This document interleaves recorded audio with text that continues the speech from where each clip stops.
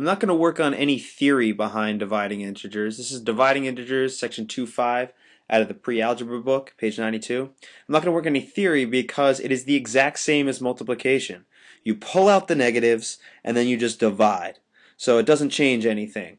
So that being said, we're just going to work some examples, this is the first one. So I have some variables, but they're not actually variables because they are something. They don't vary, right? Y is always -3, x is -6. So I can straight replace my letters right here. So it's 12 times y. 12y means 12 times y. So I'm just going to stick what I know y to be, right? Y is -3. So 12 times -3. That divided by -6, okay? Like I said, you could just pull out the negatives. How many do I have? I have 1 right there. I have 2. I got another one right there. So I'll put 2 negatives there, okay? Or pull out the negatives and then I just write the numbers just like I see them. So 12, 3 divided by 6. Okay, well 12 times 3 is 36. Whoops. 36 divided by 6 is just 6. 2 negatives make a positive, so they cancel each other out. I'm left with just 6. Another way you can look at this problem using the same kind of ideas is, well, 12y divided by x is the same thing as 12y over x. I like fractions a lot better, and let me show you why. 12y, like we said, was 12 times 3. Over x was 6. There's two ways I can go about this. I can say, okay, I know that 3/6 is the same thing as 1/2, right? 3 goes into 6 2 times. I like canceling out. So what this is basically is the same thing as 12 times 1/2 or 12 divided by 2. Either way, you're going to get 6, right? The third way to look at this is, okay, well, I have 12 times 3 over 6. Remember, I already canceled out the negatives. There was 1 and 2, but these cancel out just like multiplication does, okay? Negative on top, negative on bottom, they're going to cancel out. Doesn't matter how many you have, they're going to cancel out. Even number of them will cancel out. An odd number of them will leave 1.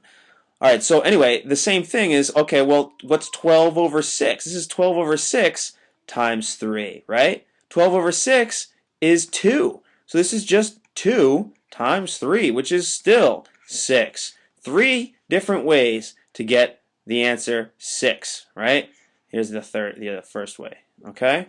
The next thing I want to do is I want to talk about something called the mean, right? Not angry, but mean, meaning the average of something. So what's the averages? Average is you add up the total number of things you got. So you add up, if you got grades on a test, 71 plus 85 plus 99, and you divide by how many there are. So number of items. So the sum over the number of items is equal to the average or the mean. Same thing. So let's work an example here.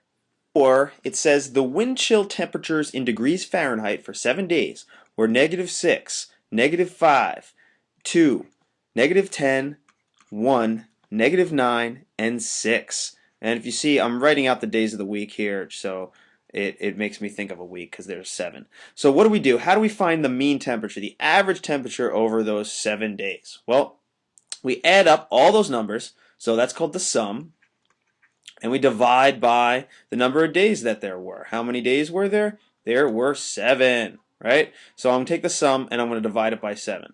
Well, I got some negatives, I got some positives. So what I'm going to do is I'm going to stick all the negatives together.